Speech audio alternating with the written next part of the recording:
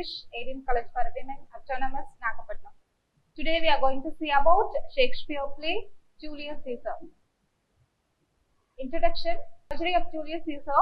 For title is first folio, the tragedy of Julius, often abbreviated as Julius Caesar, is a short history play and tragedy by William Shakespeare, first performed in 1599. In the play, Brutus joined a conspiracy led by Cassius to assassinate Julius Caesar to prevent him from becoming a tyrant. We are going to see that characters. First, Brutus, a support of the Republic who believes strongly in a government guided by the votes of senators. While Brutus allows Caesar as a friend, he opposes the assassinations of any single man to the position of a dictator, and he fears that Caesar aspires to such power. Brutus' inflexible sense of honor makes it easy for Caesar's enemies to manipulate him into believing that Caesar must die in order to preserve the Republic, while the other conspirators act out of envy and rivalry. Only Brutus truly believes that Caesar's death will benefit Rome. Unlike Caesar, Brutus is able to separate completely his public life from his private life. By giving priority to matters of state, he optimizes Roman virtue. A turn between his loyalty to Caesar and his allegiance to the state, Brutus becomes the tragic hero of this play. Julius Caesar, a great Roman general and senator, recently returned to Rome in triumph after a successful military campaign. While his good friend Brutus worries that Caesar may aspire to dictatorship over the Roman Republic, Caesar seems to show no such inclination, declining the ground several times. Yet, while Caesar may not be undoubtedly power-hungry, he does possess his share of flaws. He is unable to separate his public life from his private life, and seduced by the populace's increasing idolization of his image, he ignores ill omens and threats against his life, believing himself as eternal as the North Star. And Antony is a friend of Caesar. Antony claims allegiance to Brutus and the conspirator after Caesar's death in order to save his own life. Later, however, when speaking a funeral oration over Caesar's body, he spectacularly pursues the audience to withdraw the support of Brutus and instead condemn him as a traitor. With the tears on his cheeks and Caesar while in his hand, Antony engages a masterful rhetoric to stir the crowd to revolt against the conspirators. Antony's desire to exclude Lepidus from the power that Antony's and Activius intend to share hints at his own ambitious nature. The Cassius, a talented general and long-time acquaintance of Caesar. Cassius dislikes the fact that Caesar has become a godlike in the eyes of Romans. He slyly leads Brutus to believe that Caesar has become too powerful and must die, finally converting Brutus to his cause by sending him forget letters claiming that the Roman people support the death of Caesar. Impulsive and unscrupulous, Cassius harbors no illusions about the way the political world works. Assured opportunities, he proves successful but lacks integrity. Portia is a Brutus' wife, the daughter of a noble Roman who took sides against Caesar. Portia, accustomed to being Brutus' confidant, is upset to find him too reluctant to speak his mind when she finds him troubled. Brutus later hears that Portia has killed herself out of grief that Antony and Activius has become so powerful. Calpurnia, Caesar's wife. Calpurnia invests a great authority in Romans and courtiers. She warns Caesar against going to the Senate on the ideas of March, since she has had terrible nightmares and heard reports of many bad omens. Nevertheless, Caesar's ambitions ultimately causes him to disregard her advice. Actuarius is Caesar's adopted son and appointed successor. Actuarius, who had been traveling abroad, returned after Caesar's death. He then joined with Antony and sets off to fight Cassius and Brutus. Antony tries to control Actuarius' movements, but Actuarius follows his adopted father's example and emerges as the authoritative figure, paving the way for his eventual Caesar of the reins of Roman government. Casca, a public figure opposed to Caesar's rise to power. Casca relates to Cassius and Brutus how Antony offered to crown to Caesar 3 times and how each time Caesar declined it. He believes, however, that Caesar is the consummate actor, luring the populace into believing that he has no personal ambitions. Flavius, a tribune, an official elected by the social to protect their rights. Flavius contends that Plebeians for their fickleness in cheering Caesar when once they cheered for Caesar's enemy Pompey. Flavius is punished along with Morales for removing the decorations from Caesar's statue during Caesar's temple parade. Cicero, a Roman senator renowned for his oratorical skill. Cicero speaks at Caesar's temple parade. He later dies at the order of Antony, Actuarius, and Lepidus. Lepidus, the third member of Antony and Actuarius coalition. Though Antony has a low opinion of Lepidus, Actuarius trusts his loyalty. Morales, like Flavius and the tribune who contemns the plebeians for their fickleness in cheering Caesar when once they cheered for Caesar's enemy Pompey. Morales and Flavius are punished for removing the decorations from Caesar's statues during Caesar's temple parade. Decius, a member of the conspiracy, Decius convinced Caesar that Calpurnia, misinterpreted, had dire nightmares and that, in fact, no danger awaits him at the Senate. Decius leads Caesar right into the hands of the conspirators. Act 1 and Scene 1. We have to explain the detailed way. The play opens with the citizens of Rome celebrating Caesar's victory in war. The tribunes Flavius and Morales tell them off for reaching that way and taking a holiday to honor Caesar, telling them that he has not brought back any conquests or spoils and that they are forgetting how much they used to love Pompey, the Roman leader who Caesar has defeated. The tribune says that, and do you know how to flaws in his way that comes in triumph over Pompey's blood? Flavius suggests he and Marcus tear down the decoration from Caesar's statue, saying Caesar will soar above the view of men and keep us all in survival fearfulness. And Act 1 Scene 2, Caesar arrives with his entourage, including his wife Calpurnia and loyal friend Antony. A soothsayer in this crowd calls out a warning to Caesar, saying, "Beware with ideas of march." But Caesar dismisses it.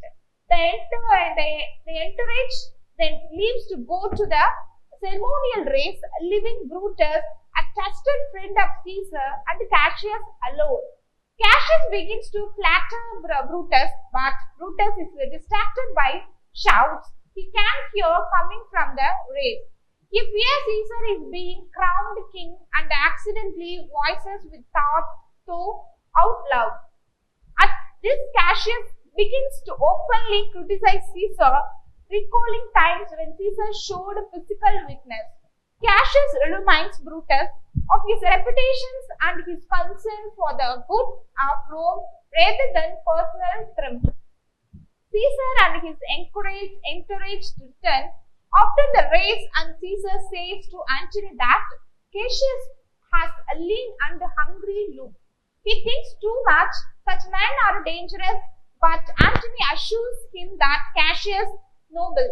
After Caesar lives again, Casca tells Brutus and Cassius that Antony offered Caesar a crown 3 times at the race, but the Caesar refused it. Casca adds that Caesar fell down and foamed at the mouth, and Brutus confirms that Caesar has the falling sickness. He tells Cassius he will give his word thought.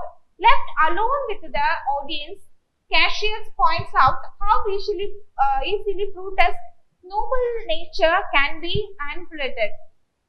And scene 3 for the act 1. Cassius meets Casca during a violent storm. Casca sees the storm as a bad omen, but Cassius dismisses this and compares it to the political turmoil within Rome. Casca tells Cassius that the senators intend to crown Caesar the next day, and Cassius speaks strongly against Caesar, saying, "What trash in Rome, what rubbish, and what oval when it serves for the base matter of illuminate." So while things are Caesar, he says that he has the support of several noble-minded Romans to undertake an enterprise of honorable dangerous consequence and to stop Caesar. We are joined by one of these Romans, Cinna. Cassius gives him letter continuing materials against Caesar to throw into the Brutus' house before they visit him. Casca comments that Brutus' involvement will make their offense appear as virtue and worthiness, as people love and respect him and believe Brutus is a good man. And Act 2 for the first scene. Brutus is in his orchard, unable to sleep. In a soliloquy, he reveals he can see no way of stopping Caesar except by his death. He reads a letter that Cassius and Cinna have planned. His servant tells him that tomorrow is 15th March, the 8 days of March, and that several men have arrived with half their face buried in their cloaks. Brutus left their men or conspirators in. One of them is Cassius, who introduced the rest. Brutus rejects Cassius with to swear their resolutions. He believes an oath is unnecessary if they are acting as countrymen and Romans. Cassius argues that Antony should also be killed by Brutus, says that will make them seem too bloody. They arrange to accompany Caesar to capital the next day, and the conspirators leave. Portia, Brutus' wife, enters. She is worried about him, saying, "You have some sick offense within your mind." Portia begs him to tell her his cause of grief. Brutus assures her that she is his true and honorable wife and that he will explain later. Then Act 2, Scene 2, the storm rages at Caesar's house like a Brutus. Caesar has had to trouble the night. His wife Calpurnia has dreamed about his murder 3 times. Other omens have been noted in the streets of Rome, and Calpurnia begs Caesar not to go to the capital as she is afraid of what the signs mean. Caesar maintains he is stronger than fate, saying, "Dangers know full well the Caesar is more dangerous than he." However, he orders the priest to make a sacrifice to determine his success that day, and out of love for Calpurnia, he agrees to stay at home. Decius, one of the conspirators, arrives to fetch Caesar. Caesar says he is not going because Calpurnia saw my statue, which like a foundation will an 100 spouts. It ran pure blood, and many lusty Romans came smiling and they bared their hands and did. Decius informed Caesar there are plans to crown him at the Senate, and if he does not go because of his wife, he will seem cowardly. This is enough for Caesar to change his mind. The conspirators entered to escort him to the capital. Act 3 and Scene 3 is a very small. Archimedes reads the petition he plans to give to Caesar, warning him against the conspirators. And scene 4 for the act 2. Portia has been told by Brutus about the plot. She struggles between her fears for her husband and her promise to Brutus keep counsel and not speak out.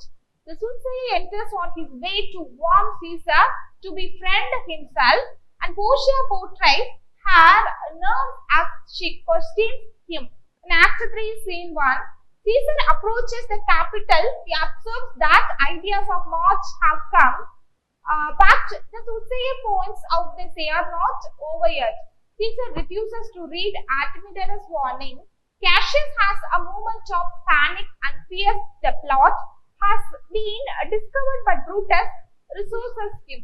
The conspirators surround the Caesar, pretending to kneel in appeal, and Caesar is stabbed to death by all the conspirators.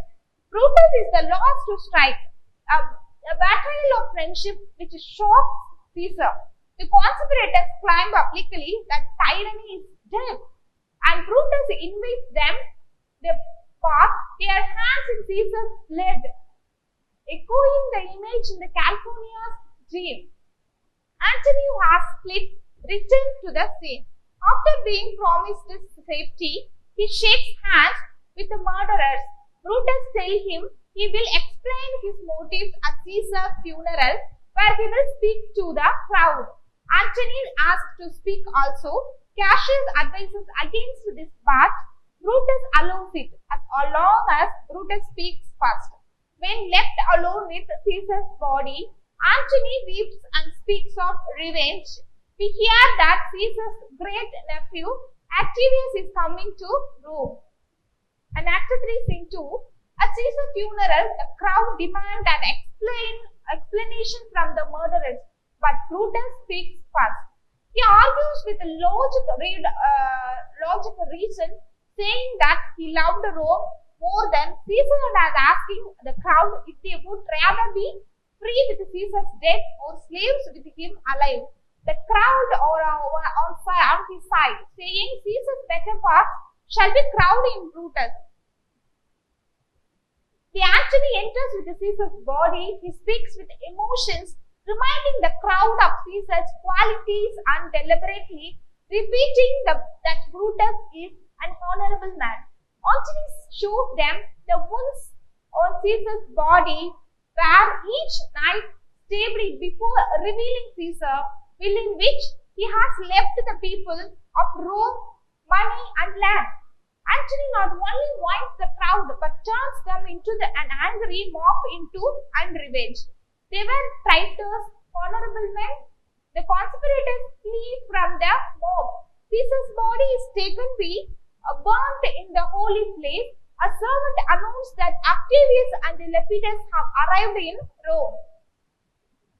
Act 3, Scene 3, the angry mob of citizens chase and catch Cinna, the poet, mistaking him for Cinna, the conspirator, and calling out, tear him to peace. He is a conspirator. Cinna insists that he is a poet, not a conspirator, but the mob don't care. They kill Cinna with their bare hands. In Act 4, Scene 1, Octavius, Lepidus, and Antony, the three men who will from the new triumvirate of Rome, meet in Antony's house to discuss which conspirators are to die. Antony sends Lepidus to fetch Caesar's will. Alone with Octavius, Antony will dictate Lepidus. He must be taught and trained and with go forth a spirited fellow. Octavius disagrees, saying he is a tried and silent soldier. The subject changes to Brutus and Cassius, who are preparing to fight. Octavius and Antony prepare to do the same. And Scene 2 for the Act 4, Brutus waits for Cassius in the rebel camp. Lucilius comments that Cassius is not as open and friendly as he once was. Brutus agrees that Cassius is cooling in his friendship. Cassius arrives and directly accuses Brutus of wronging him. To hide the crow from their men, Brutus invites him into his tent. The argument escalates on political occasions because personal insults until Cassius offered Brutus his dagger to kill him with. Brutus backs down unto the emperor's aspirants again. Brutus then reveals why he is so angry. Portia, his wife, is dead. She has killed herself, impatience of my absence, and grew that you Octavius with Mark Antony have made themselves so strong. Not wanting to take more of Portia, Brutus changes the subject to battle plan. Cassius suggests that wait for Antony and Octavius, armies to reach them so they will be tried when they fight. Brutus disagrees, wanting to meet them in Philippi. Cassius is overruled. When Brutus is left alone, he is visited by Caesar's ghost. Art to some god, some angel, or some devil that makes my blood cold and my hands to stir. Climbing to the Brutus, evil spirit, the ghost says they will meet again at Philippi. Brutus walks his men, but they all then crying out or seeing anything. Brutus sends word to Cassius to be ready to march ahead of him next morning. And Actify scene 1. At Philippi, Octavius and Antony briefly disagree over tactics. Brutus and Cassius enter with their armies, and the two sets of leaders exchange insults when your wild danger hacked one another in that side of Caesar. You showed your teeth like types and bombed like hounds. Octavius and Antony lead their armies away. Away from Brutus, Cassius reveals his concern over certain omens he sees on their march, despite never believing in them before. Brutus returns and he and Cassius discuss what will happen in the laws. This party was well made. Brutus sends a message to Cassius that he can see a possible weakness in Octavius' army and is going to the attack. It's happened in the scene 2. And Actify scene 3, Cassius watches his troops through Antony's army. Cassius hears that Antony has entered his camp. He knows that it is his birthday, the day he is also likely to die. Where I will begin, there shall I end. Mistaking a victory for Tindinius for defeat Cassius' hands, he swore to his servant Pindorus and asked him to kill him with his good sword that ran through Caesar's bowels. Search this bosom. Pindorus killed Cassius and flees. Tindinius lays with victory wreath sent by Brutus on his body and kills himself with Cassius' sword. Brutus enters and seeing the body says that the spirit of Caesar walks abroad. He promises Cassius that he will find time to mourn and speaks fondly of his friend. The last of all the Romans fare thee well. It is impossible that even Rome should breed the fellow. And Act 5 scene 4, Brutus rallies his men and exits fighting. Cato is killed. Lucilius pretends to be the Brutus and he is captured. Antony arrives and pries Lucilius' bravery, telling his men to treat him well. I had rather have such as men by friends than enemies. And Act 5 and scene 5, recognizing that he is defeated, Brutus asks his men to heal him, but they refuse. He speaks of his visions of Caesar's ghost, saying that his own hour is come. Alarm sounds and his men urge Brutus' plea, but he bites them foul. Nights hang upon mine eyes, my bones would rest, that have but labored to attain this hour. Brutus runs into his own sword and dies as Antony and Octavius arrive. Antony prized Brutus' honor. All the conspirators save only he did that. They did not envy of great Caesar. Octavius agrees and saves Brutus will be buried with the soldiers' honors. Thank you.